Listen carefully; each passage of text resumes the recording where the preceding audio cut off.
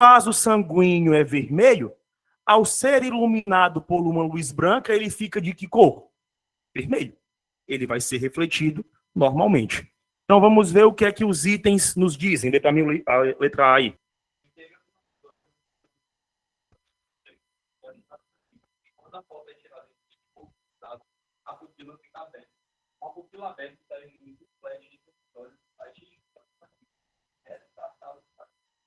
É por conta da refração que eu vejo os olhos vermelhos?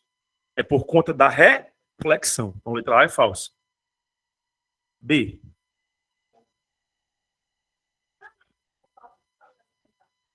Isso. Basicamente, os itens, eu coloquei eles seguindo a mesma linha.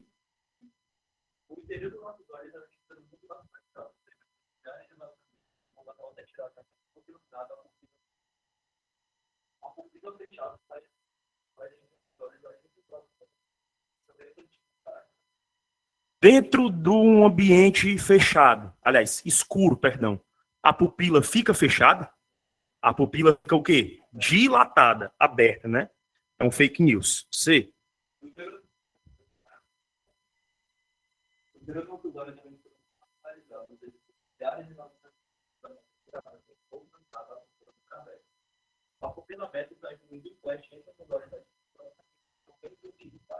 Olha aí, coisa linda, né? Letra C de sucesso, resposta correta da questão número 1.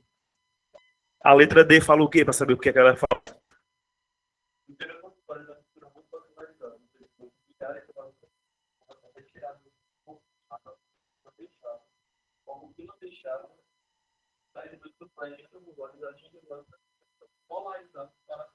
Não é por conta de polarização, é por conta de reflexão, e também ele fala que a pupila está fechada, né?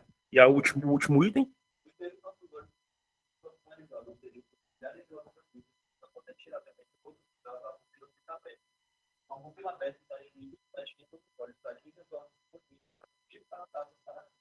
Se fosse difração, nós nem veríamos o vermelho, porque difração é a propriedade que o raio possui de desviar os obstáculos, né?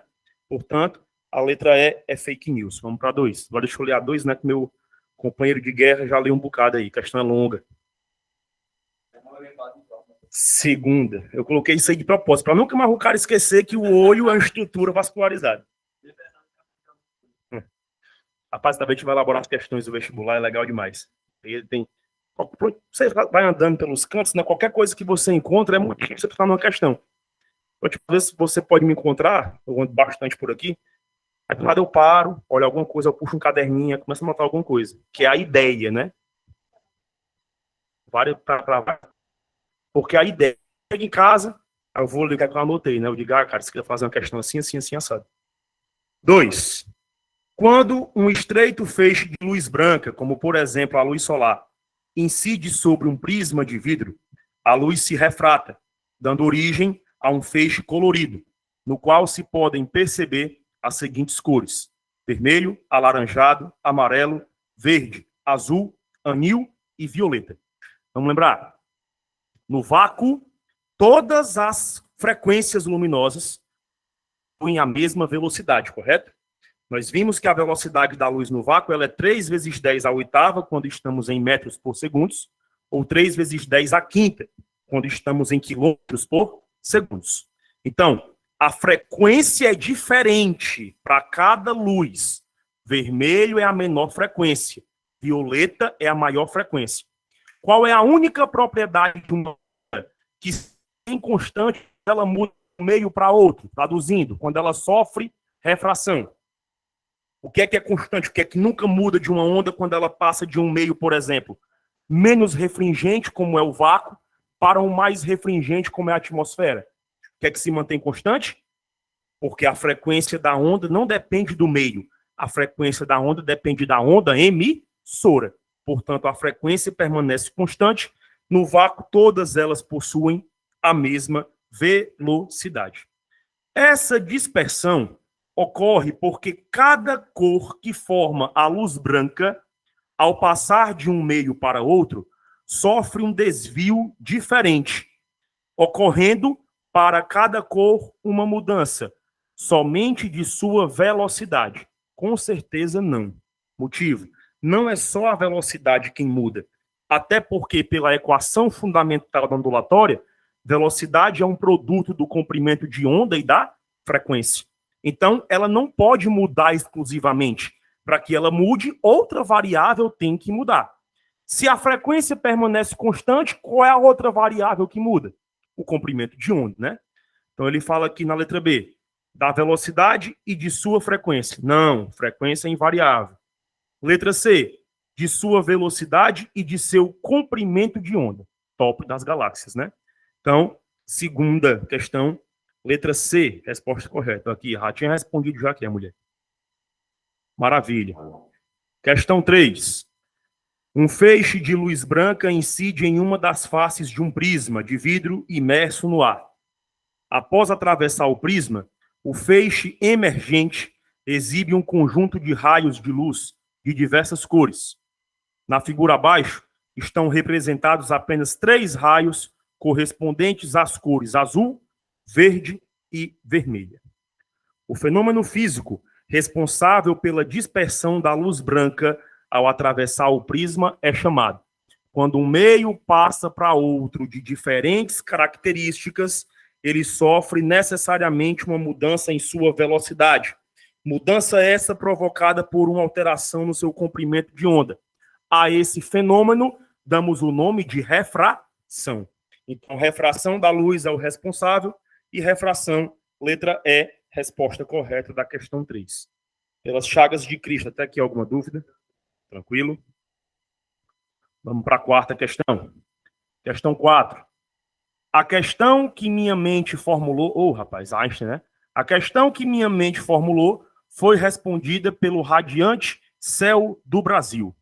Com essa afirmação, o físico alemão Albert Einstein apresentava ao mundo a comprovação da sua teoria da relatividade geral, a partir dos resultados fotográficos, realizados pela Royal Astronomical Society de Londres, durante o eclipse solar total, em 29 de maio de 1919, na cidade de Sobral, Ceará.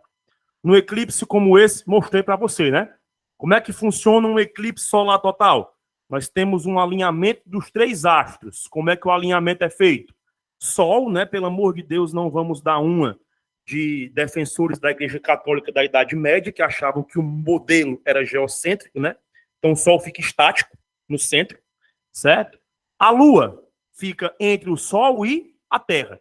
E o eclipse solar total se deve à sombra da Lua que é projetada sobre a Terra. Sombra essa que vai ter 2 naturezas. Lembre-se, só existe sombra, só existe penumbra quando a fonte de luz é extensa, quando ela não é pontual. Então, esse é o motivo de haver formação de sombra e de haver formação de penumbra. Dessa forma, quem está dentro do cone de sombra projetada da Lua sobre a Terra contempla o eclipse solar total. Traduzindo, a Lua se posiciona de tal maneira que ela tapa totalmente a visão do disco do Sol, transformando o dia literalmente em noite. Obviamente que por poucos momentos, né? O máximo que você consegue contemplar ali são 50 segundos, estourando 1 minuto. Então é algo bastante rápido, diferente do eclipse lunar, que dura horas, né? Chega a durar 2, 3 horas o seu ápice. Aqui ele fala, um observador fora da região de sombra, mas dentro da região de penumbra, verá a Lua entrar por completo na frente do Sol. Não. Quem está dentro da região de penumbra não contempla eclipse total, contempla eclipse parcial. Então, letra A é falsa. B. Um observador na Terra, dentro do cone de sombra da Lua, verá a Lua cobrir parcialmente o Sol. Se a Lua cobrir parcialmente o Sol, o eclipse não é total. O eclipse é parcial. Olha aqui. Errado. Letra C. A fase da Lua deverá ser sempre cheia. Mostrei para você que no eclipse total, a fase da Lua é fase nova. É a Lua que nós não vemos, fica preto. Então, letra C é falso. D. A fase da Lua deverá ser sempre minguante. Não, nova. Tem que ser a letra E, né? Um observador na Terra, dentro do cone de sombra da Lua, verá a Lua entrar por completo na frente do Sol. Maravilha. Quarta questão, letra E, resposta correta. Faça o ajuste. Letra E, resposta correta da questão 4.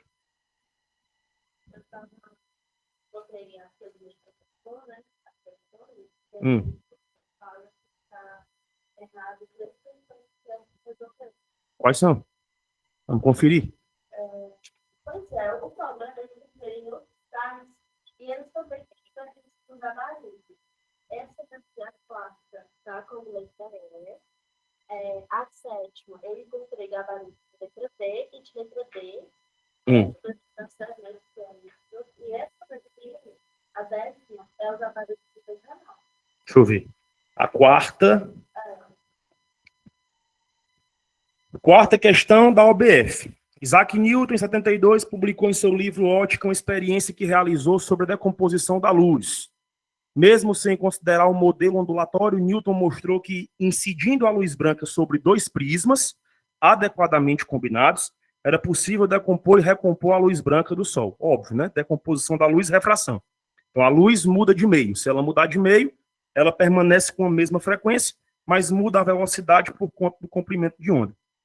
Considerando hoje o caráter ondulatório da luz, podemos seguramente afirmar que ondas de luz correspondentes às diferentes cores terão sempre no vácuo, se for no vácuo sem mudar de meio, é a mesma velocidade. Eu coloquei a mesma frequência, foi? Então, mas até porque eu entendi que mudava do vácuo para outro meio. Então, me perdoe, viu? Então, se for ficando no vácuo é a mesma velocidade. Falei isso há pouco tempo, inclusive, né?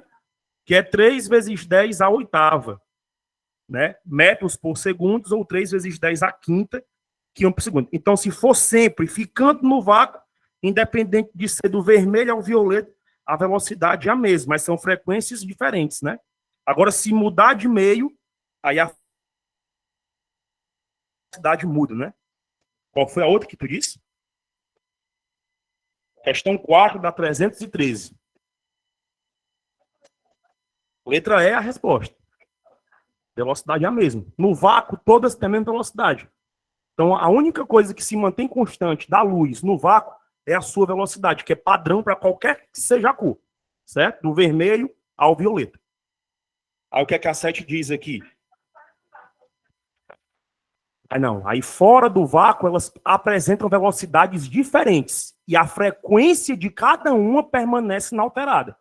Então, a frequência do vermelho é a mesma no vácuo, é a mesma na atmosfera, é a mesma na água, certo? A frequência do violeta é a mesma no vácuo, é a mesma na atmosfera, mesma na água, mesma no vidro. Isso. E, exatamente, elas apresentam a mesma velocidade no vácuo e cada um tem a sua frequência. Essa frequência não muda, independente do meio para qual ela vá. Então, todas elas têm sua própria frequência definida e é constante para cada uma. Beleza? Agora, a velocidade muda quando você muda de meio. Qual da outra foi a 7, foi?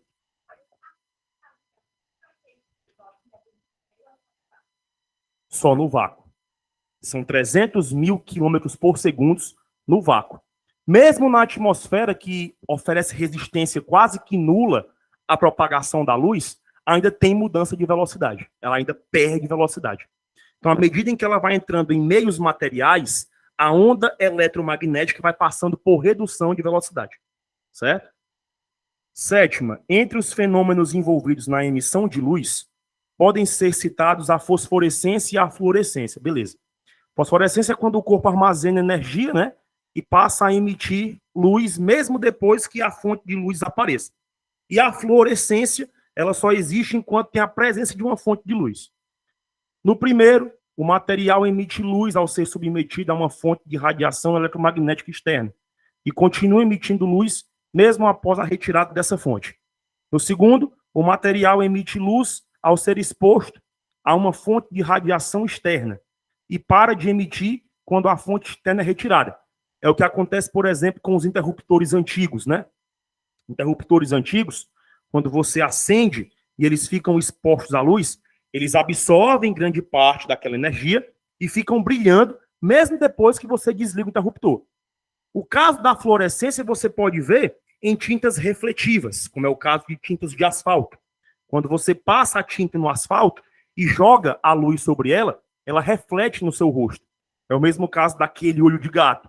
Mas quando você retira a fonte de luz, ela para de brilhar, né? Você olha para tinta asfáltica sem luz sobre ela, ela parece uma tinta normal. Agora, quando eu jogo luz, ela parece ser mais viva, ela parece acender, ela é fluorescente, né? O que é que ele fala aqui? Assinale a única alternativa correta a partir do trecho aqui apresentado. Letra A. Os ponteiros luminosos de um relógio e as placas de sinalização são formados por materiais fluorescentes.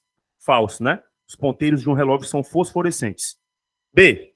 Os interruptores de lâmpadas e as placas de sinalização são formados por materiais fosforescentes. Interruptores, sim. Placas de trânsito são fluorescentes.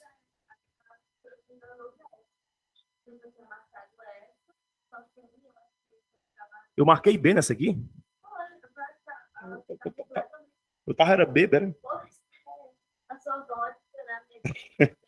Eu marquei B mesmo essa aqui?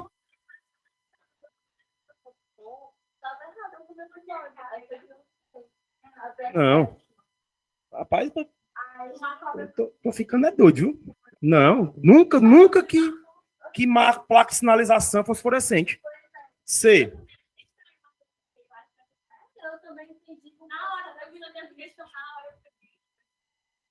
Os interruptores de lâmpadas são feitos por materiais fosforescentes, ao passo que a tinta das placas de sinalização das rodovias é formada por materiais fluorescentes. Verdadeiro. Letra C é o gabarito da questão. C é a resposta. Os ponteiros luminosos de um relógio são feitos por materiais fosforescentes, ao passo que os interruptores de lâmpadas apresentam materiais fluorescentes em sua composição. Se você jogar a luz em cima do interruptor, ele não vai ficar brilhando, não. Ele só brilha com o passar do tempo. Ele absorve a energia e, com o tempo, ele passa a emitir, mesmo depois que você desliga as luzes. Então, C é a resposta correta, certeza. É porque a placa de luz ela só não brilha quando você joga luz em cima dela. Essa característica é fluorescente, que só brilha na presença de luz. Da mesma forma, só brilha quando você joga a luz em cima dele, que é o olho de gato. As tintas asfálticas também, tudo isso é material fluorescente e não fosforescente.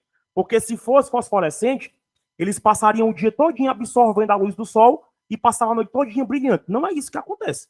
Quando chegar a noite, tipo, se você viajar numa BR à noite e desligar os faróis do carro, fica tudo escuro. Ou seja, os materiais não são fosforescentes. Eles precisam da luz do carro para ficarem brilhando. São fluorescentes.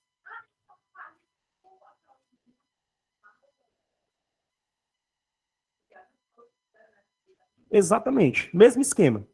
Claudiane, tem certeza que eu marquei a letra B quando estou me recusando a acreditar. Cara, pois então eu li muito errado, viu? Me perdoe. Tem não. Mas a letra D, que onde você viu, pode chamar a pessoa que sabe nada. É totalmente errado. Letra C, resposta correta. É o C. É a questão fácil demais. O próprio enunciado fala aqui. Então, letra C é a resposta. Essa oitava não tem gabarito. Quem está dizendo sou eu. Pode colocar aí. A oitava aqui, negócio de anisotrópico, não existe não. Tá errado. Entendeu? Foi até que eu pedi para consultar o gabarito. Não é. Não é a anisotropia a responsável por fazer anisotropia. Não é ela responsável por fazer você não ver os olhos de alguém. Porque foi o que eu disse para o pessoal aqui. Quando o meio ele é anisotrópico, ele depende da direção. Quando você pega um esquiador, né, olhando para frente, a direção dele é horizontal. Então o meio vai ser anisotrópico, seja de dentro para fora ou de fora para dentro. Ou seja, não era para ele ver nada. Porque a anisotropia, ela muda de acordo com a propriedade do material e com a direção de incidência da luz. Direção é uma coisa, sentido é outra. Você aprende isso daí em vetores. Direção é vertical, horizontal, diagonal. Agora, sentido é norte, sul, leste, oeste, nordeste, sudeste, noroeste e sudoeste. as coordenadas geográficas. Agora, se a anisotropia tivesse relação com o sentido, por exemplo, sentido de dentro para fora, ou sentido de fora para dentro, aí tá ok. Mas anisotropia não tem relação com sentido, tem relação com direção. Então, se eu pego um meio que é anisotrópico na horizontal ou é anisotrópico na vertical, ele é anisotrópico independente do sentido. Então, professor, quem é a responsável direta pelo esquiador não ver quem está fora? Interferência destrutiva e reflexão total. São os dois fenômenos que acontecem na face, na lâmina que é colocada. É tanto que essas lâminas que você encontra em óculos de esquiador, óculos de aviador, não são as mesmas lâminas que você encontra nos óculos escuros comuns. Quando você pega um óculos escuro comum, o óculos escuro normal, por melhor que seja a marca, um Ray-Ban, por exemplo, ele ainda permite que uma pessoa de fora veja seus olhos. O óculos do esquiador não permite de hipótese alguma. Ou seja, acontece reflexão total da luz e interferência destrutiva de alguns raios luminosos, por conta da propriedade do material que constitui aquela lâmina. Então, não é a anisotropia a responsável por esse efeito, não. Então, essa questão aqui, até falei, né, que eu levei para alguns colegas para debaterem e tal, não chegou a senso comum de ninguém. Aí tu falou aqui para mim, 10º. Numa experiência de ótica, os alunos colocam uma lanterna para projetar a sua luz sobre as paredes do laboratório de física. Eles colocam uma caneta na frente da lanterna, que intercepta parte da luz. A penumbra que eles observam é devida. Sombra e penumbra só existem porque a fonte de luz usada é extensa. Falei disso agora há pouco, né? Então, quando você observa formação de sombra e formação de penumbra, só ocorre formação de sombra e penumbra ou porque a fonte é extensa, é a principal causa, e em alguns casos particulares, por conta de difração. Né? Eu posso ter em situações específicas pequenas fontes luminosas que causam difração e aí podem surgir efeitos de penumbra, como é o caso de eu pegar um vaso, colocar esse vaso no centro da sala e acender as luzes. Possa ser que em alguma região da sala forme uma pequena sombra e uma pequena penumbra daquele vaso. Isso aí se deve à difração da luz. Vários feixes luminosos incidem sobre aquele vaso e a difração acaba por provocar a formação de uma pequena penumbra. Mas a causa principal da formação de penumbra e de sombra é o caso da fonte de luz não ser pontual, ser uma fonte de luz extensa, né? O que é que ele fala aqui? Letra A, ao fato de a luz da lanterna não ser uma fonte pontual. Verdadeiro. Letra B, a difração da luz não polarizada da lanterna. Verdadeiro. Letra C, ao fato de a luz não se propagar rigorosamente em linha reta. Falso, não é por conta disso. A luz se propaga em linha reta. D, a luz ao fazer uma curva leve para os lados. Não, não é por conta disso. E letra E, não conseguirmos ver direito o fenômeno. Letra A e B são corretas. Só que no caso aqui, a mais correta é a letra A, porque a caneta é um ponto material e a lanterna é um corpo extenso. Então, devido ao corpo ser extenso, né? Letra A é a resposta correta. Eu marquei o que para vocês? B, foi? Me perdoem, viu? Realmente não tinha percebido essas 3 questões aí, não.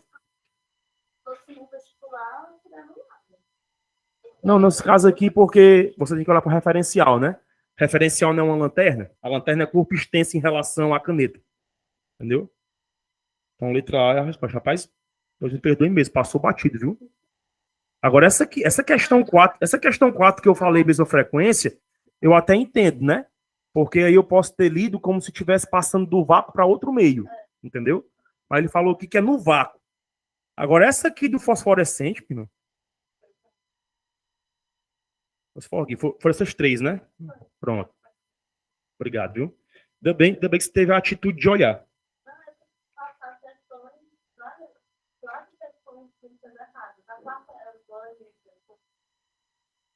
Sim, aí voltando para cá. Eu fiz até qual, hein, agora? Eu ia fazer a 5ª, né? A 4ª tu corrigiu, né? Que era para a letra E. Pronto. 5ª. O olho humano é como uma câmara escura com orifício. A pupila, por onde entra a luz. O diâmetro da pupila varia automaticamente com a intensidade da luz do ambiente. Considerando-se uma câmara escura com orifício, de formato cúbico de largura igual a 15 centímetros, é correto afirmar que o tamanho da imagem obtida de um objeto de 4,5 centímetros de altura, localizado a 45 centímetros da câmara, em milímetros, é igual. Pincel azul. Eu tenho que pegar os pincéis ali do curso, vou usar os meus aqui por enquanto. Ó.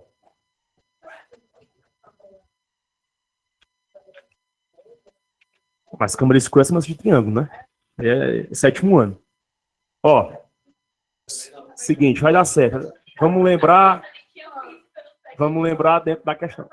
Se eu disser a você que pelo novo ensino médio tem física no sexto ano agora, que no sexto ano eles já veem movimentos uniformes, dentro do sexto ano. Hã?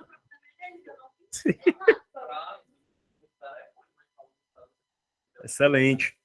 Ó, o que é que ele fala aqui? Ele está falando que a largura da câmara é 15 centímetros. Eu vou chamar de Dzinho a largura da câmara. Certo? 15 centímetros. Ele diz que a imagem que é obtida, ela é obtida de um objeto cuja altura é 4,5 centímetros. Vou chamar de Hzão a altura do objeto. E ela é de 4,5 centímetros. Pessoal, o que mais ele faz? Ele disse que o objeto está localizado... Peraí. É correto afirmar que o tamanho da imagem obtida de um objeto de 4,5 centímetros de altura, localizado a 45 centímetros da câmera, então distância do objeto até a câmera é de 45 centímetros. Ele deseja saber qual será a altura da imagem. Vocês não lembram o princípio dos triângulos? Que a altura de um triângulo está para a altura do outro? Ó, câmara escura. Todas as aulas, né? Ó, a câmara escura, ela foi a primeira tentativa que o homem teve de construir uma máquina fotográfica. Porém, foi uma meio frustrada, porque não era capaz de capturar as imagens, como a máquina consegue. Ela só conseguia projetar as imagens. Para você ter ideia, os árabes antigos, quando eu falo antigos, é em torno do século XVII, eles já conseguiam fazer projeções de imagens, como se fossem pequenos projetores, utilizando pequenas caixas cúbicas de madeira, um tecido e lentes. Eles já conseguiam colocar uma pessoa aqui na frente, que era iluminada por qualquer tipo de luz, e uma imagem real da pessoa aparecia no anteparo. Aí você tinha um orifício aqui, um outro orifício aqui, e esses dois orifícios eram preenchidos por lentes. O que é que acontecia? Você colocava um objeto luminoso aqui, por exemplo, você colocava uma vela, e aparecia lá no anteparo, no fundo da câmara, a imagem dessa vela. Aparecia uma imagem reduzida e invertida. Aí o que é que acontece? Você fazia os raios de luz entrando na câmara e os raios de luz saindo da câmara. Ficam dois triângulos semelhantes. E aqui nós dizemos, ó, que a altura do objeto ela está para a altura da imagem. Assim como a distância do objeto à câmara está para a distância da imagem à câmara. Ou, em alguns casos, quando não temos uma câmara que projeta imagens no anteparo, a imagem é formada na própria câmara. Então, ao invés de usarmos essa distância, nós usamos a largura da câmara escura. Certo? Aí você faz o princípio de semelhança. A altura está para a altura, distância está para a distância. Né? O princípio de geometria básico. Que é o que ele quer que você faça aqui. Ó. Ele quer que você determine qual vai ser a altura da imagem observada. Então, professor, como é que eu posso resolver isso aí? Bem, eu gosto de montar as minhas semelhanças assim. De um lado da igualdade, eu ponho as informações referentes ao objeto. Então, por exemplo, a altura do objeto, distância do objeto até a câmera. Do outro lado, eu coloco as informações referentes à imagem, a altura da imagem, distância da imagem até a câmera. Galera, não tem perigo de você errar fazendo dessa forma. Porque aqui, ó, a altura do objeto está para a altura da imagem. Assim como a distância do objeto à câmera está para a distância da imagem à câmera. Professor, eu sou do contra, eu não gosto de fazer assim, não. Eu prefiro fazer assim, ó. A altura sobre a altura, eu posso? Óbvio que pode. Contanto que, do outro lado da igualdade, você obedeça o princípio da proporcionalidade de Tales de Mileto. O que é que Tales diz? Os lados semelhantes devem prevalecer. Você não começou pela altura do objeto?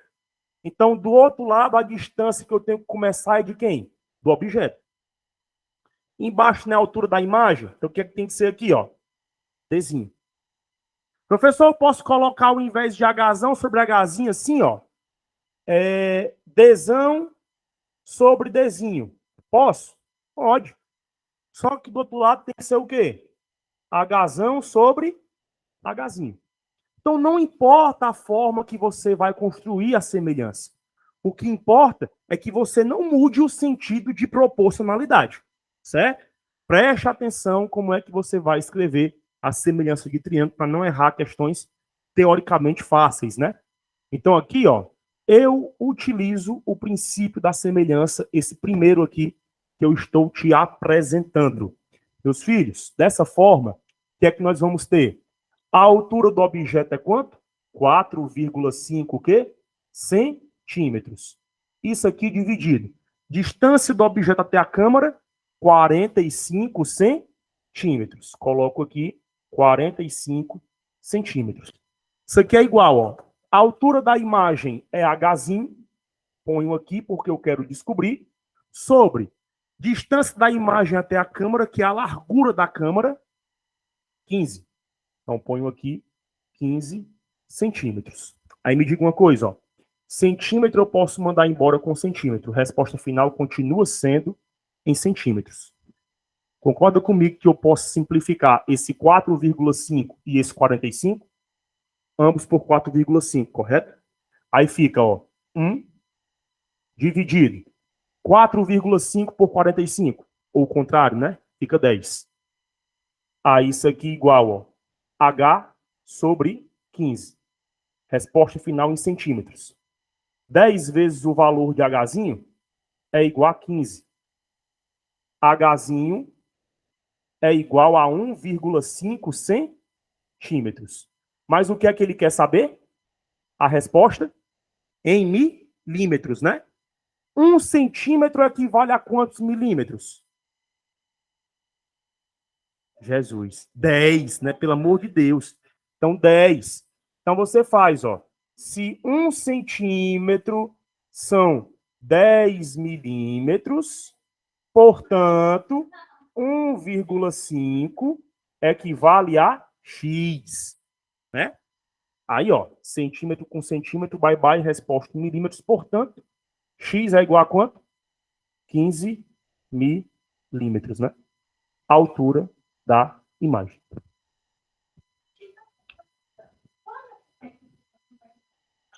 Sim.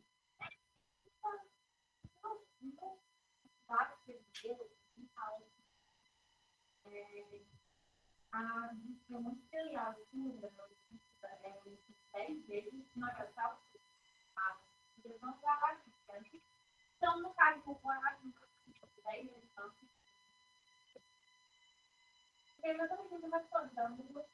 Se é proporcional, é. Exatamente.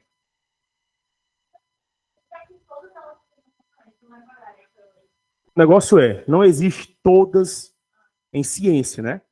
Então, por via de regra, só que assim, se você tiver habilidade matemática, que é lógico, né, você adquire com o tempo fazendo as questões, para fazer de modo direto, é uma maravilha. Entendeu? Mas se não tiver, fazer as contas é melhor. Porque o que você acabou de me dizer foi o que a gente fez aqui. Só fizemos comprovar que vai ser a relação de 10 vezes maior ou menor. Lógico. No vestibular isso daí é uma maravilha. Entendeu? Se a questão abrir brecha para isso, que foi essa daqui, que é uma questão simples, ótimo. Só que tem questões que não vão ser assim tão fáceis. Certo? Alguma dúvida aí? Sim, 15, qual é a resposta? Qual é a letra? C, né? Maravilha. C é a resposta correta. Lê para mim aí a 6.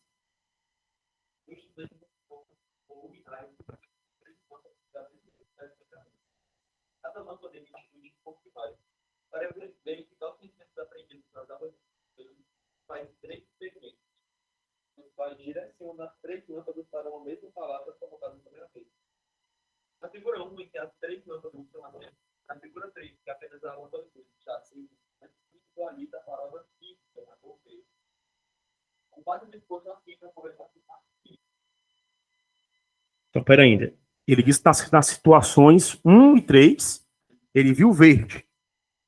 Mas me diz uma coisa, na situação 1, como é que estão as lâmpadas? Todas acesas.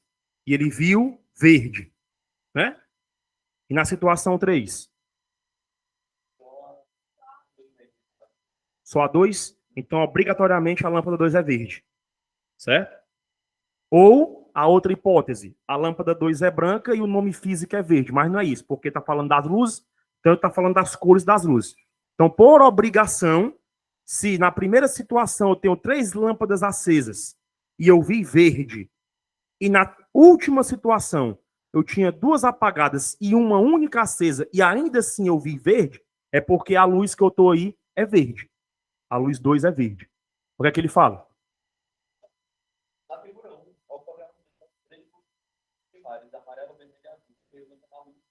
Opa, é falso.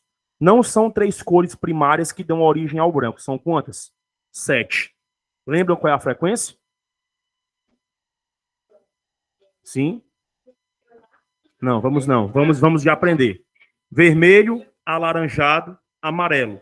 Verde, azul, anil e violeta. Essas 7 frequências juntas dão origem à cor branca, à luz branca. Vermelho, alaranjado, amarelo. Não, é alaranjado porque para seguir o macete. Vermelho, alaranjado, amarelo. Verde, azul, anil e violeta. É o macete do VAA, né? É.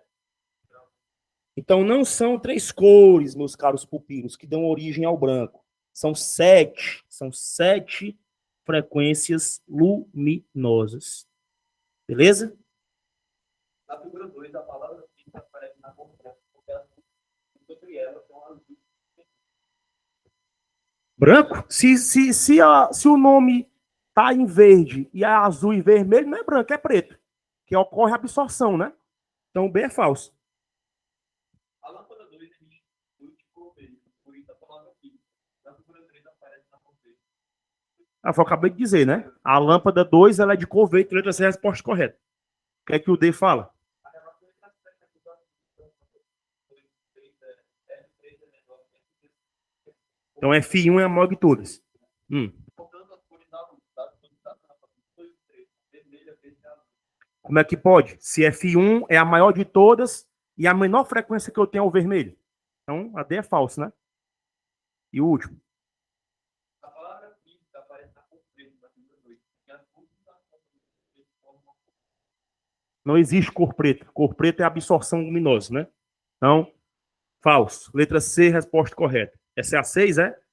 Qual é a 7?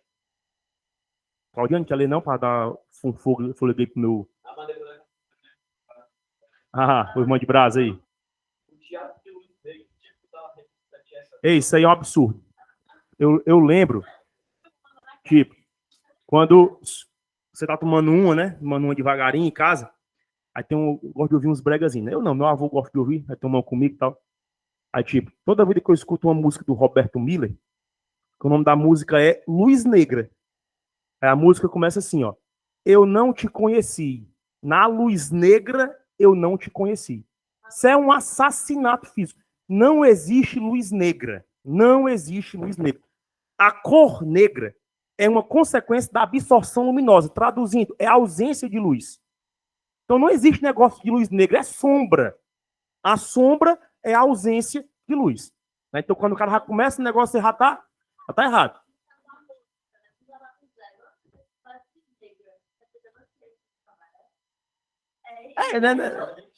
Pra isso aí, a cabeça da Claudiane, minha filha, se preserve, pelo amor de Deus. Rapaz, como é que você sabe disso? Eu sabia. Literalmente, o pessoal não fala princesa, ela fala lugar específico. Como é que tu sabe disso? Porque eu trabalho, eu faço série, tem muito bom. Eu comendo na Também. Eu até que me prove ao contrário, eu também acredito. Né? Mas você foi logo em cima do que a música significa. Vai, manda brasa aí. Arrocha aí. Sim, aí na luz negra o quê? O teatro de emprego,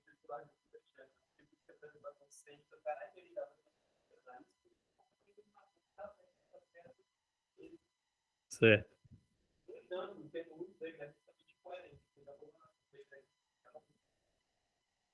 Exatamente.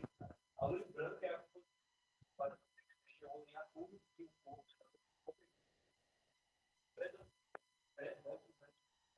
Traduzindo, qualquer objeto, quando é incidido por luz branca, fica na sua cor original. E só vai mostrar a sua cor original tirando a luz branca se incidir sobre ele sua própria cor. Então, por exemplo, casaco azul da Claudiane, ele só é azul porque a luz aqui é branca.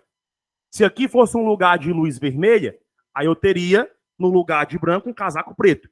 Porque ao invés de refletir, ele iria absorver o vermelho. Maravilha. Aí sim. assim, quando que apresenta azul e branco combinado pela luz solar, quando que apresenta a cores da luz pela luz solar, ele iluminado com monocromático. Correspondente, a cor amarela apresentará respectivamente. Então, peraí, o quadro é azul e branco. E ele foi bombardeado por um feixe de luz amarelo. Então, o que é branco fica amarelo, porque o branco reflete tudo. E o que é azul fica preto, porque ao invés de refletir, o amarelo absorve. Item que fala isso. Letra B de bola, resposta correta. Maravilha. Próximo. Acabou o gás. Acabou o gás.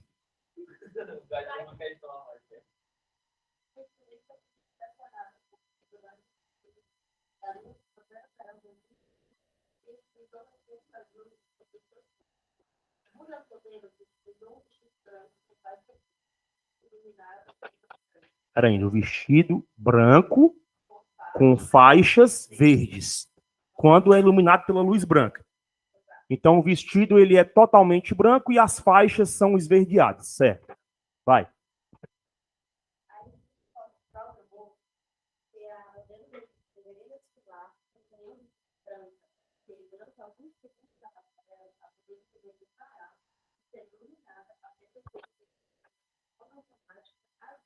Opa, então peraí. Quando ela fosse desfilando, ela seria iluminada por feixes de luz brancos. As pessoas veriam o vestido na cor natural, branco com faixas verdes.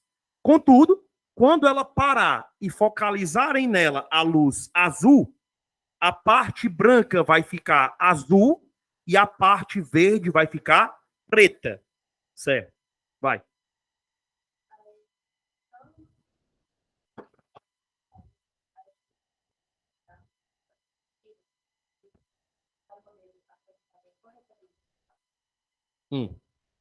Acabei de dizer, né? Item que fala isso. Maravilha. Letra D de dado, né? Resposta correta, certo. 9. 9 agora? É figura? Então, deixa eu ver aí. Deixa eu me ler, com licença. Que ele fala. A figura mostra a trajetória de um raio de luz vermelho que se propaga através de 3 prismas de cristal imersos no ar. Então, quando acontece a passagem do ar para o prisma, é reflexão total, né? Aí ele pergunta: o número de reflexões e refrações que o raio de luz sofreu, pelo amor de Deus, né? No seu trajeto de A até B for. É só você contar. Então, vamos lá. Ó. Aqui. Refração, 1. Então, já tem uma refração. Vamos ficar aqui para não se perder. Refração.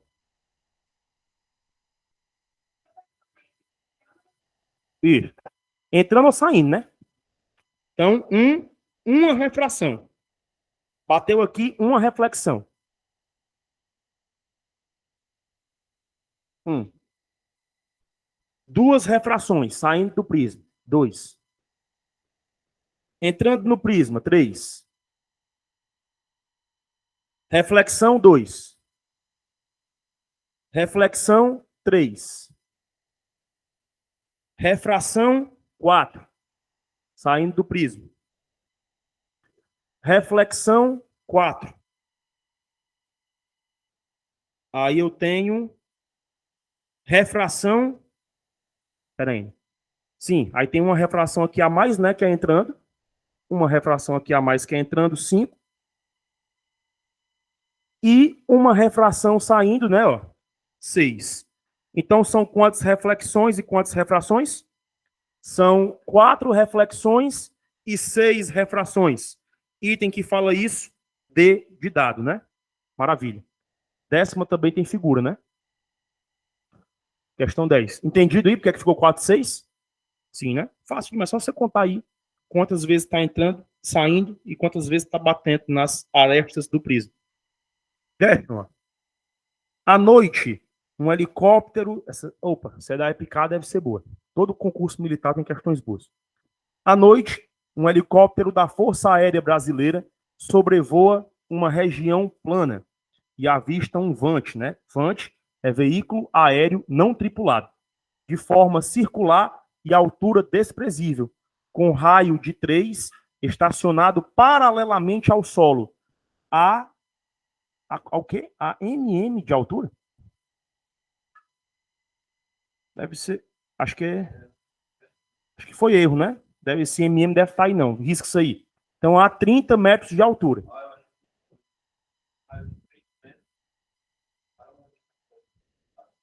É, porque faltou o 3 ali, né? Faltou a unidade, aliás, faltou a unidade de metro do lado do 3, né? Mas risque o MM e bote um M do lado do 3 aí. O VANT está a uma distância Y metros de um holofote que foi instalado no helicóptero. O feixe de luz do holofote que ultrapassa o VANT incide sobre a região plana e produz uma sombra circular de centro O e raio R. Cadê a física?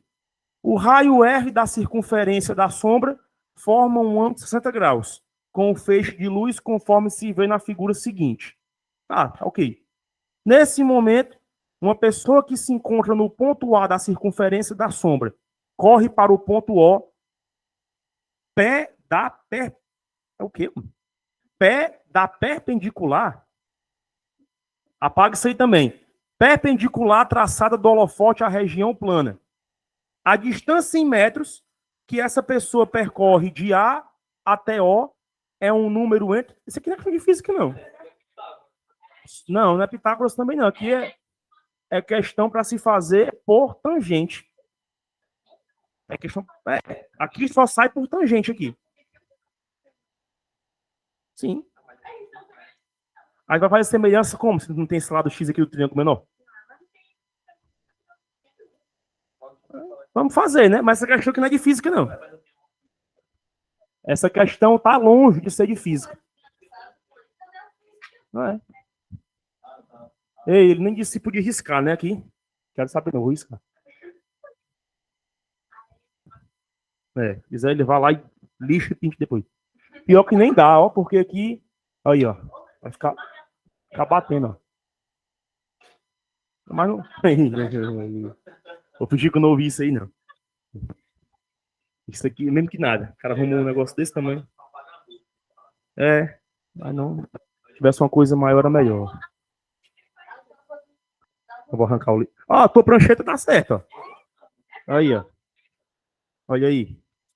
Isso aqui é bom para ter pessoas prevenidas. Ó. Então, peraí. Deixa eu ver aqui. Triângulo.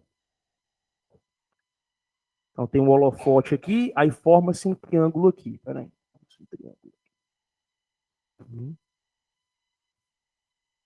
Aqui.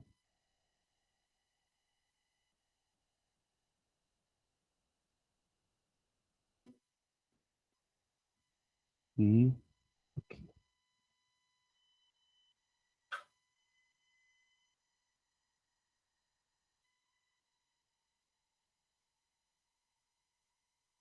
Aí, aqui é o vante, né?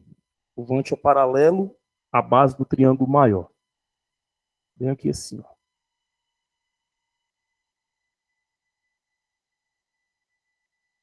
Ficou torto. Ficou torto, ficou torto.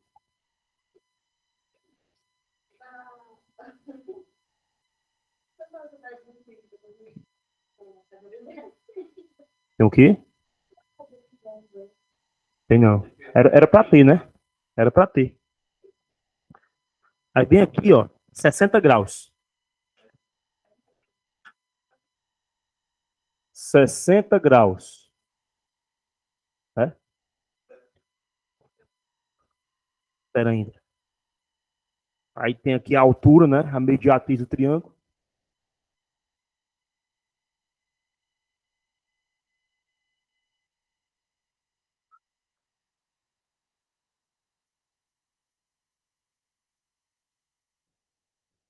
Aí vem aqui é um ponto O.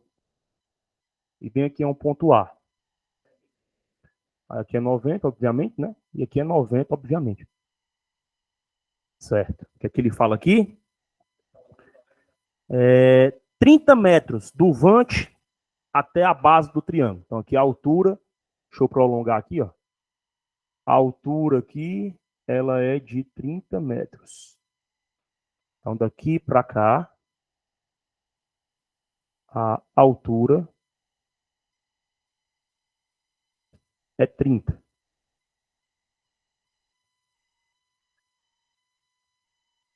E a altura outra aqui é y, desconhecido, né? A outra altura aqui, y, ela é desconhecida. Confere?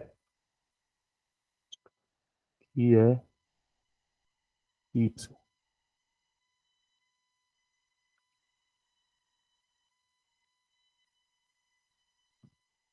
Ele falou do raio, não foi? É o raio do triângulo menor, é? É. É o raio do vante, né? Aqui é 3. Beleza. Então ele quer saber o quê? É a distância que a pessoa percorre, né? De A até O. Quantos metros ela percorre? Beleza. Obrigado. Ó, primeira coisa que tem que fazer aqui. Vai para cá. Questão puramente de matemática.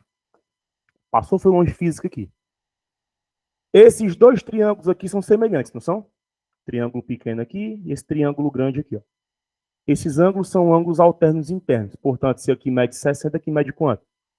60 também. Correto? E essa medida que está aqui é igual a que está aqui. Ou seja, vale y, não é isso? Então aqui, ó, mede y. Me diz uma coisa. Esse triângulo aqui, ele é um triângulo retângulo, correto? Então eu vou chamá-lo aqui de triângulo 1. E no triângulo 1, se ele é retângulo, ele é passivo, ele é suscetível às relações trigonométricas fundamentais. Então aqui, ó, para o valor de y, temos. Para o valor de y, temos. Y em relação a esse triângulo, ele se comporta como cateto oposto em relação a 60, como cateto adjacente, como hipotenusa. Oposto. E o 3? Cateto oposto sobre cateto adjacente dá origem a qual relação? Seno não. Tangente. de 60 graus. Se fosse seno, era cateto oposto sobre hipotenusa. Certo? Então, aqui, ó, o que é que eu tenho?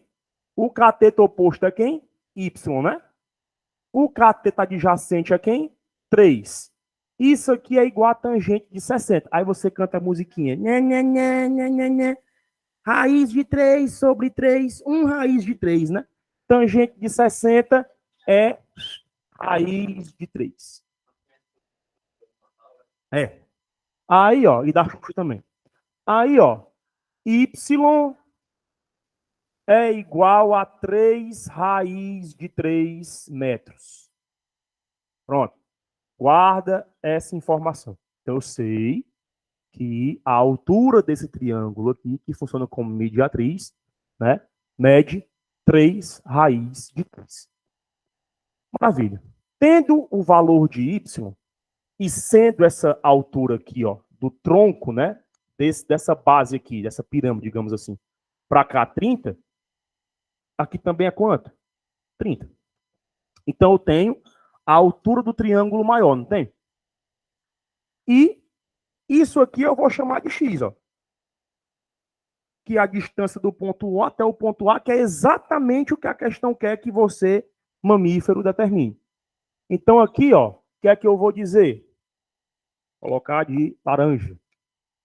Para o valor de x, temos. O que é que eu faço aqui agora, né? Vou pegar aqui um pincel vermelho. Mesmo princípio que eu apliquei para o y, eu aplico agora para o x. Ó. Esse lado todo aqui é quanto? 30 mais y. Mas quem é y? 3 raiz de 3. Em relação ao ângulo de 60, 30 mais y é cateto oposto ou adjacente? Oposto. E o x é o quê? Então, eu tenho que cateto oposto sobre cateto adjacente é igual a tangente de 60 graus. Cateto oposto sobre cateto adjacente é igual a tangente. Então, quem é que vai ser o nosso catetinho oposto? 30 mais 3 raiz de 3. Isso aí dividido por x, que é o cateto adjacente, que é justamente o valor que eu quero descobrir. Igual a tangente de 60 graus é quanto? Raiz de 3. Podemos multiplicar aqui em Tom Cruise, não podemos? Produto dos meios é igual ao produto dos extremos. Então fica x que multiplica a raiz de 3 igual a 30 mais 3 raiz de 3. Ok? Me diga uma coisa. O raiz de 3 não está multiplicando? Passa para lá o quê? Dividindo. Então vai ficar assim, ó. X igual a 30, mais 3 raiz de 3. 30 mais 3 raiz de 3. Dividido pela raiz de 3. Terceira propriedade da racionalização, né? Quando eu tenho uma soma dividida por um radical, eu posso separar na soma de dois radicais. Então, eu posso escrever isso aqui assim, ó. X é igual a 30 dividido pela raiz de 3, mais 3 raiz de 3 sobre a raiz de 3. Correto? E aí nós vamos aplicar a primeira propriedade, a mais básica, né, da racionalização, que é multiplicar pela raiz de 3 em cima e pela raiz de 3 em baixo. Nesse outro caso aqui não precisa, por quê? Raiz de 3 multiplicando e raiz de 3 embaixo dividindo, eu posso simplificar. Aí, ó, o que é que eu tenho? X é igual a 30, que multiplica a raiz de 3. Raiz de 3 vezes raiz de 3. Raiz de 9, que é quanto? 3. Aí isso aqui mais 3, né? 30 dividido por 3, posso simplificar, não posso? Fica quanto? 10. X é igual a 10, que multiplica a raiz de 3 mais 3. Ei, a raiz de 3 é aproximadamente quanto? 1,7 para ficar fechado, né? Então aqui, ó, o que é que eu tenho? 10 que multiplica 1,7 mais 3, pelas chagas de Cristo, né? Dado com a matemática básica. Não vá somar 1,7 mais 3, multiplique por 10. 10 que multiplica 1,7, 17. Mais 3, aproximadamente 20, né? Porque eu utilizei a raiz aproximada. Então, x é aproximadamente 20. Ele percorre aproximadamente 20 metros de O até A. Tem algum item que fale 20? A raiz de 3 é 1,71, né? Então vai dar maior do que 20, vai dar 20, alguma coisa. Então, dessa forma, né? Nós temos aí letra C, entre 20 e 21. Resposta correta. Tá vendo como era tangente mesmo? Eu te disse que era tangente.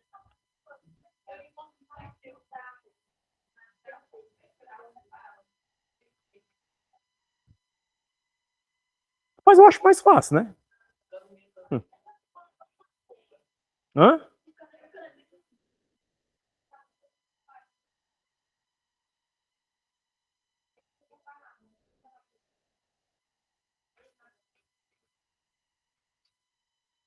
Tu não separou, só é a mesma coisa que eu fiz. Aqui só fica mais organizado, certo? Beleza? São que horas aí, Claudinho? Dá tempo não? Dá, macho. Preferem fazer uma teórica ou outra de cálculo? Dos teóricos, nenhum de cálculo mais não?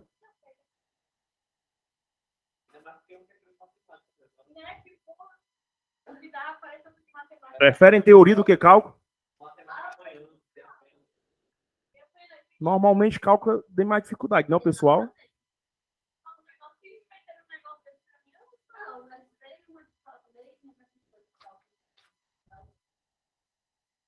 Não, como me roubaram 10 minutos, eu posso esticar um pouquinho a mais, né? Posso. Então, eu tô dando aula aqui dentro da minha sala aqui, até a hora que eu tava aqui. Fiquei ali fora sentado. Gostei muito, não. Questão 16. Ó. Vai-te embora não, mas tá cedo. 16 fala assim, ó.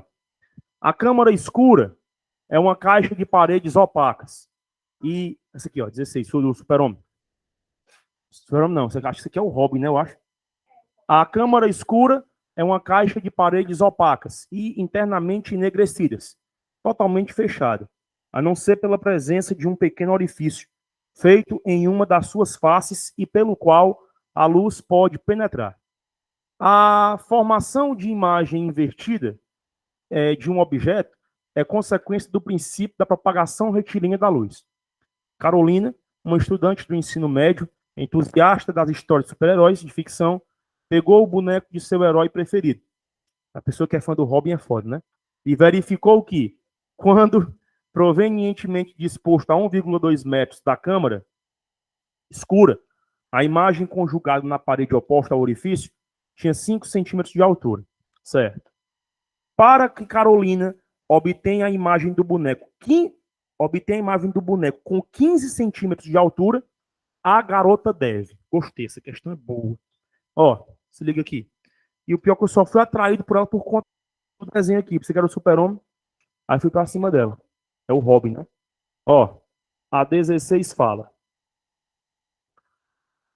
A distância do Robin à câmara, distância do objeto, é de 1,2 metros. Certo? E a altura da imagem do Robin, quando ele se encontra a 1,2 metros, é de 5 centímetros. Já temos uma incompatibilidade de unidades, né? A Carolina quer que a nova imagem dele, vou chamar de H', não é galinha, é H', chamar de H', seja de 15 centímetros. O que é que ela deve fazer aí com o Robin, né? Vamos lá, olha pra cá, nem pisque, nem respire, presta atenção comigo. nós temos duas situações. Primeira situação 1 dessa condição aqui. Não conheço a altura do Robin. Ó, que triste. Tá vendo como nem sempre dá para fazer de modo direto? Ó, que lamentável. Professor, e agora? Não posso fazer de modo direto. Você faz por cálculo. Então, aqui, ó. Situação 1. Vamos estilo, Claudiane. Sabe quem? Estilo Jack Stripador. Por partes. Então, aqui, ó. Parte 1. O que é que você faz, ó? Você pode dizer que a altura do Robin, altura Hzão, está para a distância do Robin à câmara, Dzão. Isso aqui igual a altura do Robin imagem, Hzinho, sobre a distância do Robin imagem à câmera, Dzinho. Ok? Substitua os valores. Hzão eu tenho? Não. Então coloca aqui Hzão. Sobre Dzão eu tenho? Tenho. É 1,2 metros. Mas me diz uma coisa. Aqui não está em centímetro, né? Melhor transformar o metro para centímetro, para não trabalhar com valores quebrados. Então, o que é que você faz? 1,2 metros equivale a 120 centímetros. Isso aqui igual, ó. Hzinho, 5 centímetros, né? 5 centímetros. Isso aqui dividido por Dzinho. Ó, eu tenho uma frase que quem é meu aluno, de segundo ano, terceiro ano e tal, no início fica meio assim, professor, se eu boto as unidades, eu sempre coloco, porque eu gosto de dizer que física, além de fácil, não mente. Coloque as unidades, para você entender por que é que no final sobra aquela unidade. Posso multiplicar aqui em Tom Cruise, não posso? Hzão vezes Dzão, aliás, Hzão vezes Dzinho, obrigado, vai ser igual. 5 que multiplica 120. 600 centímetros vezes centímetros. Centímetros quadrados. Massa. Guarda essa informação aqui, ó. Então, o produto, a altura do Robin real pela largura da câmara, 600 centímetros quadrados. Vamos para a situação 2. Na situação 2, a única coisa que eu sei é que a Carolina, né? O nome da menina aí? É que a Carolina deseja ter um Robin imagem de 15 centímetros. Ou seja, ela quer que o Robin aumente. Fica claro para qualquer pessoa que não tenha conhecimento de câmara escura que para o Robin aumentar a sua imagem, ele precisa se aproximar da câmera. Então, com certeza, eu preciso de uma distância menor do que 1,2 metros. Né? Vamos ver aqui, ó.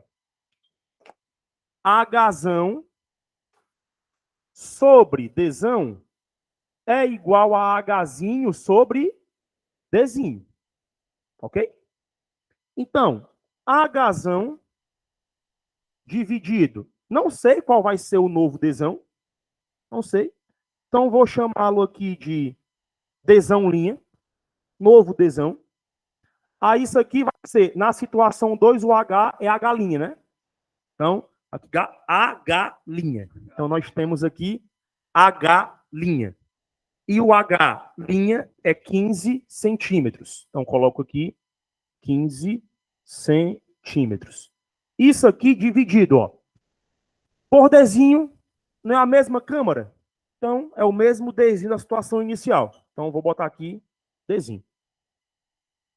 Multiplica-se em Tom Cruise, correto? Aí, como é que fica, ó? 15 centímetros que multiplica Dzão linha é igual a Hzão vezes Dzinho. Mas me diz uma coisa. Nós não encontramos aqui que Hzão vezes Dzinho é 600 centímetros quadrados? Como diz o Gaguinho, substitua ali, ó. Jogue 600 aqui. Aí fica assim, ó.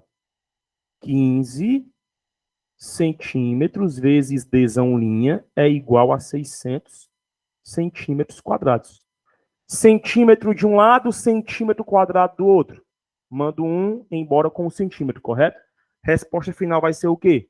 Centímetro, que é a unidade de quê? De distância. A física não mente, é fácil. 15 multiplicando, passa para cá o quê? Ó? Dzão linha é 600 dividido por 15. D' é igual a 40, correto? Ou seja, o Robin precisa estar a 40 centímetros da câmara. Mas o Robin, nas condições iniciais, não estava a 120 centímetros? Não era? Eu não tinha um Robin a 120 centímetros antes? Para que ele fique na nova posição de 40 centímetros, ele tem que se aproximar da câmara quantos centímetros?